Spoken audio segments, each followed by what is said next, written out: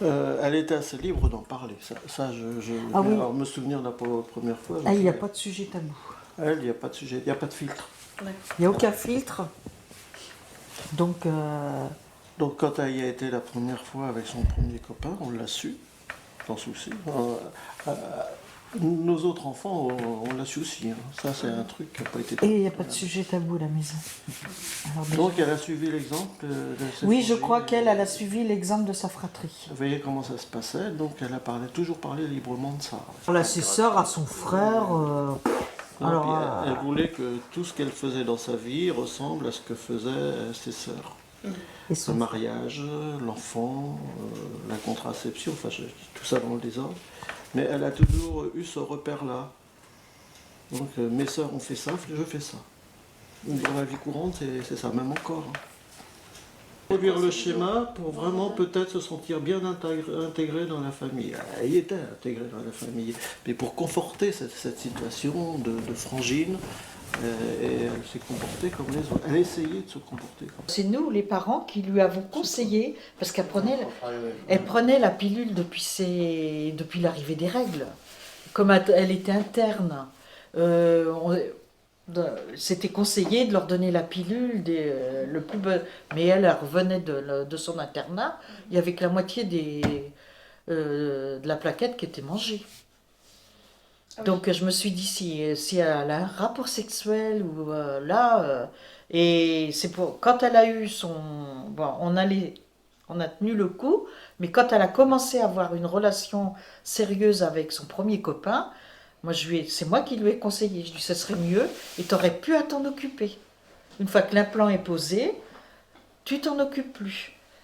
Donc, et c'est comme ça qu'on est parti sur l'implant. les premières fois, Adélaïde est quelqu'un de très... dans son handicap, hyper raisonnable. Parce qu'elle n'a pas accepté les rapports sexuels tant qu'elle n'avait pas son implant. Donc je les ai accompagnés chez le médecin avec l'implant. Ça a été trop drôle d'ailleurs. Parce qu'il fallait qu'elle se mette une pommade avant d'y aller, avec vous savez, le film qu'on met sur les plats. Voilà. Et donc je les ai accompagnés. Sauf que le médecin, bon, il lui a parlé, et puis elle dit oui, elle dit je veux faire l'amour, donc il faut que tu me poses, voilà, c'est Adélaïde, hein, un implant pour qu'on puisse avoir des rapports. Donc il lui a dit ok, donc il a fait sortir son copain. Il lui a dit, je vais te le poser. Puis donc, il a posé l'implant. Mais bon, Adélaïde nous parlait de ça comme c'est tout à fait naturel. Hein. Et quand elle a changé de copain, parce qu'elle a changé de copain, hein, test HIV. Parce que j'ai déjà eu un copain. Donc, je ne sais pas. Ça demande à elle. Ça demande à elle. Donc, elle est allée en laboratoire, toute seule. Et elle a fait le test HIV. Pour pouvoir attaquer une sexualité avec ce deuxième copain. La fois d'après, ils arrivent tous les deux avec donc son mari actuel, Axel, et elle me dit bon, faut que j'aille, je refais un test HIV parce que je veux pas contaminer Axel. Et Axel nous regarde, il dit moi j'ai pas besoin parce que j'ai jamais eu de copine encore. Donc c'est comme ça s'est passé. Et puis après, eux, c'est que ça a été le désir d'enfant tout de suite. Voilà. Je dirais que c'est de moins en moins depuis qu'elle a son mari. Maintenant, c'est plus du tout, même. Hein. Oui, oui, oui. Comme les autres. Comme hein, les autres enfants qui se sont installés, qui ont eu leurs enfants, ils vont pas nous raconter leur sexualité et tout ça. On rigole au travers de jeux, mais ça s'arrête là, quoi. Hein. Et Adélaïde, je pense qu'elle a pris le bon... Mais jusqu'à son accouchement, ça a été rock'n'roll. Parce que l'accouchement... Elle était en train d'accoucher, je l'avais au téléphone. On a eu l'accouchement direct. En direct. Et ils l'ont laissé faire à la polyclinique. Parce que ça la race. À téléphone. Je divorce. Je divorce. Je divorce. Bon, d'accord. Il m'a cassé un vase. Je divorce. Non, mais elle est sincère quand elle dit ça. C'est Sur le coup. Mais c'est pareil, c'est une caractérielle. Elle a vraiment... elle s'emporte. Et puis, 1 heure après, vous l'appelez, vous lui dites alors le divorce. Elle dit, j'ai jamais dit ça. Voilà. Oui, c'était Bah, elle se retrouverait dans un studio. Hein, on serait obligé de refaire ce qu'on a fait pendant un temps, c'est-à-dire retrouver un logement, puis alors la gérer complètement parce qu'elle est ingérable. Ingérable. Le logement, elle ne sait pas ce que c'est que du ménage, elle sait pas ce que c'est. Elle est sous curatelle aussi, hein, renforcée. Hein, donc, Nous, ça nous convient bien parce que il a un handicap moins lourd, moins prenant. Et il peut discuter, hein, on a des sujets de conversation. Bon. il est très intéressant, Axel. Oui. Et oui, il n'est pas bête. Hein.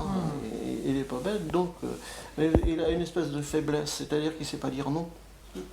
C'est compliqué, j'ai dit en parlant de sa femme, de ma fille, dis-lui non. Essaye de... Mais il ne peut pas. Il peut pas. Ben, ça, voilà. Bah, Sinon- tiens, pas plus tard que tout à l'heure, j'ai reçu un message. Est-ce que tu peux... bonjour belle maman, est-ce que tu peux appeler ta fille parce qu'elle n'est pas bien et elle veut que je rentre du travail. Voilà. Donc j'ai appelé ma fille. Ma fille ne m'a pas répondu, évidemment, parce qu'elle devait se douter d'un truc. Parce que... Et après, donc je lui ai envoyé un petit message, je lui ai demandé comment elle allait. Et elle m'a répondu, comment elle m'a répondu bah pourquoi tu m'as appelé Alors je lui ai remis un petit message parce que j'avais envie de savoir comment tu allais, et puis c'est tout. Et puis entre-temps, j'ai rassuré Axel, je lui ai dit t'inquiète pas, fais ta journée. Elle est très très manipulatrice, Adélaïde, très manipulatrice. Donc je sais pas lui jusqu'à quel point il va tenir la route. Oui, des fois je m'inquiète parce que je ne vais pas tenir le choc. Elle est trop compliquée. Oui, moi c'est un truc qui me fait très peur, c'est qu'il y a une rupture un jour. Ah ben elle veut pas d'accompagnement. Elle a que son médecin traitant, son médecin chéri. Elle y va 3 fois par semaine, au moins. La psychiatre n'a rien à faire. Ah ça, du moment qu'il y a le mot psy, c'est niette. Psychologue, psychiatre, il faut tout ça dans le même sac. Peut-être qu'elle en a trop bouffé, entre parenthèses, mais il n'y a pas moyen. Il n'y a pas moyen. Bah, elle a toujours une séance, il fait un peu le psy, il lui fait remplir des cahiers, tout ça. Il la maintient à flot quand même, le médecin. Mais moi, je trouve qu'il est un peu trop patient, mais bon, après, ça le regarde, c'est ses oignons. Nous, on n'intervient pas là-dedans, hein, dans tout ce qui est soins. D'ailleurs, je la remets toujours en place par rapport à ses maladies. Ah ben, ils ont été faire enlever l'implant sans demander. Elle a été voir un médecin qu'elle ne connaissait pas, qui lui a enlevé l'implant. Sur le champ. Sur le champ. Sans questionnement, sans interrogation. Ah, je dis qu'on n'était pas contents. Oui, on était très mécontents. Alors, mécontents. Sachant déjà qu'à la base, elle ne voulait pas d'enfant. Elle nous disait toujours, quand elle était jeune, je n'aurai jamais d'enfant, j'en veux pas. Bon. Ça nous rassurait un peu. Et puis, du jour où elle était avec... Axel voulait un Axel enfant. voulait un enfant. Donc, voilà, ils nous ont fait ça un petit peu sans nous en parler. Ils sont quand même drôlement malins, hein, parce qu'ils faisaient le test pour savoir le moment où il y avait l'ovulation. Mais ça n'a pas pris tout de suite, hein, ça demandait une année quand même. J'espérais qu'une chose, c'est qu'elle... Ah, j'ai prié pour qu'elle soit stérile. Excusez-nous, mais c'est un réflexe tout à fait normal. Ouais, de grands-parents et de parents, nous on n'en voulait pas, hein. Ça c'est clair. Oh, c'est la catastrophe. Et la catastrophe est arrivée. Elle est adorable, mais ça n'a pas été simple.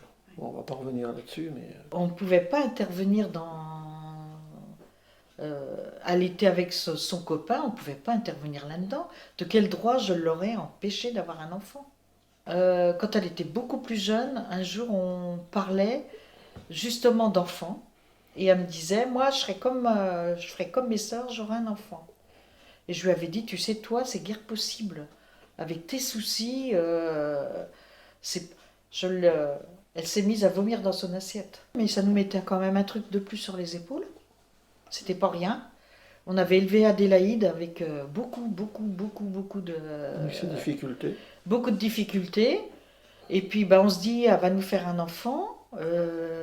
Qui va le... Je savais que du côté Axel, il n'y aurait pas présence. Donc, je dis, ça va encore nous retomber dessus. Donc, elle avait un implant, hein, parce qu'à la maternité, ils lui ont posé un implant tout de suite. Hein. Avant qu'elle sorte de la maternité, ils lui ont posé un implant. Donc, après, on s'est dit, si jamais l'envie du deuxième arrivait, vous vous rendez compte? Ils sont assez inattendus dans leur... Ils sont inattendus, choix, hein, leur parce que des fois, elle en parlait du deuxième. Elle disait, oh, moi, quand j'en aurai un autre, je dis, oui, un autre qui sera placé. Bon, c'est- Euh, Elle nous a dit un jour, elle nous a dit, puisque c'est comme ça, parce qu'on avait placé son enfant était donc placé, elle dit, j'en ferai un autre et celui-là, je l'élèverai. ça a été grâce Autre à une chose. de ses amies qui s'est fait ligaturer. Donc, une amie handicapée, évidemment, qui vit en foyer. Et que la maman a demandé une ligature. Donc, et la jeune était d'accord. Donc, ils se sont adressés à service handi de la clinique Jules Verne. Et c'est notre amie qui nous a donné les coordonnées, tout ça. J'en ai parlé à Adélaïde. Elle a dit, bah, moi, de toute façon, j'en veux plus. Je suis d'accord pour une ligature. Donc, on a pris les rendez-vous tout de suite. Et puis, Ça s'est fait très vite. ça s'est fait très vite. Bah, ils étaient tous les deux d'accord, de toute façon, pour la ligature des trompes. La famille Axel, certainement oui. Et puis nous, et les frères et sœurs. D'ailleurs, elle a demandé pour le jour de la ligature que sa sœur soit là. Donc, Sa sœur a pris sa journée. a pris sa journée pour accompagner. Donc il y avait nous, il y avait la sœur et Ginette l'après-midi. Et Axel. Et Axel. Comme si Et, c'était. et voilà. Ah oui, Voilà. il y avait du monde. Ouais, pour Il n'y l'accompagner. avait pas de Covid à l'époque, donc ça va. On pouvait rentrer, sortir dans les chambres.